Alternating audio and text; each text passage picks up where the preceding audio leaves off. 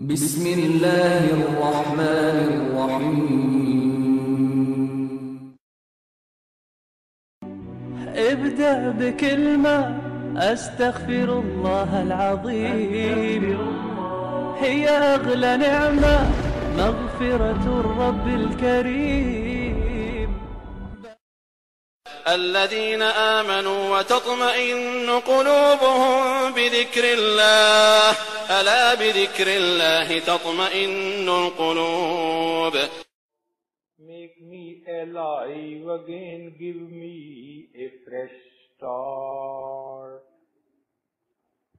So change my heart, please, and wash the filth away. Don't leave me drowning here alone and astray. And the reason that the ulama, the Shaykh of Naqshband, they recommended Istighfar is because it is such a powerful zikr. It is very powerful zikr. Allah subhanahu wa ta'ala in Surah An-Nuh, Allah ta'ala has mentioned that what Istighfar can bring. What Istighfar can bring to people. Allah subhanahu wa ta'ala has mentioned that Sayyidina Nuh alayhi salam said to his people that do Istighfar. And Allah ta'ala quoted him saying that in the Quran. He said, "Istaghfiru rabbakum innahu kana ghaffara." That you do Istighfar with your Rabb, with your Lord. He is indeed very merciful. This is the biggest benefit, that Allah ta'ala forgives people of their sins. What else do we want? Yursilis samaa'a alaykum midrara. Allah ta'ala sends down rain when you do Istighfar. So you may say we should not be doing Istighfar here. Or maybe people are doing too much Istighfar. It's a blessing, my friends. وَيُمْدِدْكُمْ بِأَمْوَالٍ وَبَنِينَ. Sayyidina Nuh alayhi salam said to his people that Allah will help you with wealth and children. وَيَجْعَلْ لَكُمْ أَنْهَارًا. And He will make for you rivers, streams of water. So this is all what Istighfar does. Everything that you need for the dunya, everything that you need for the hereafter, Allah Ta'ala gives it to people through Istighfar. But that Istighfar has to be done with the core of the heart, with true sincerity, really feeling bad in the heart for the sins that we have done, not just with the tongue. It has to have a connection with the heart. Prophet ﷺ, as he said, that reading Quran, when you read Quran, then you should cry. And Prophet ﷺ said, فَإِن لَمْ تَبْكُوا فَتَبَاكُوا. That if you cannot cry, then at least make your face as if you're crying.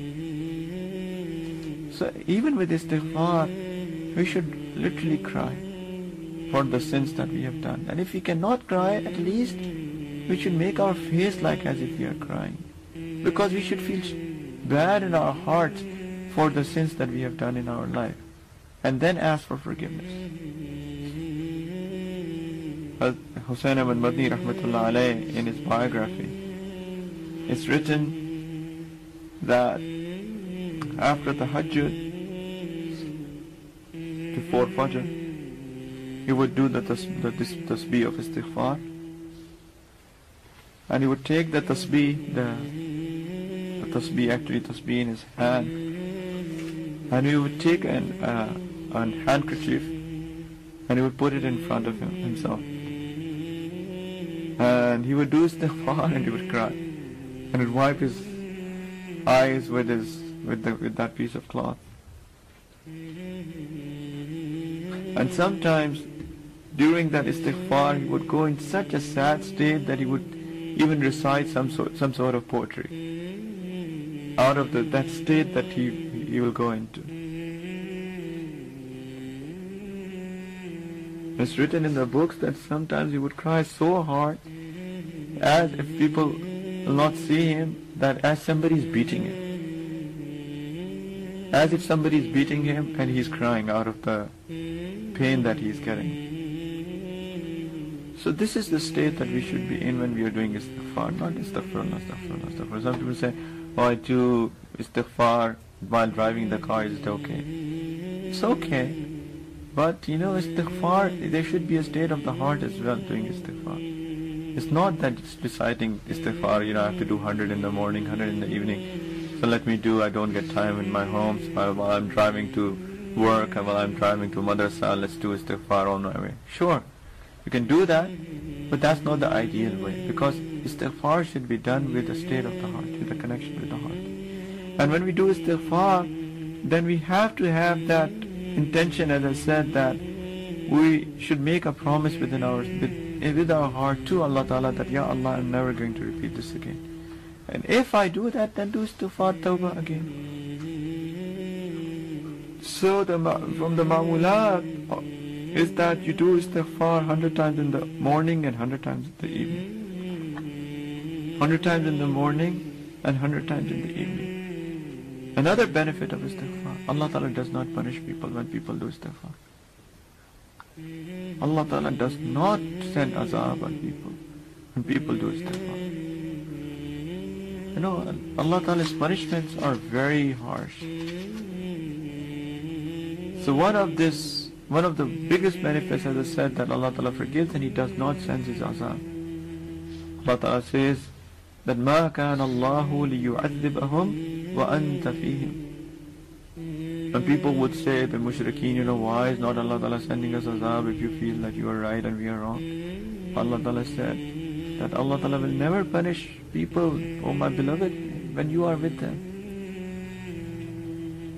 And then He said, وَمَا كَانَ اللَّهُ مُعَذِّبَهُمْ وَهُمْ يَسْتَغْفِرُونَ. And Allah Ta'ala will also not punish people when they are doing istighfar.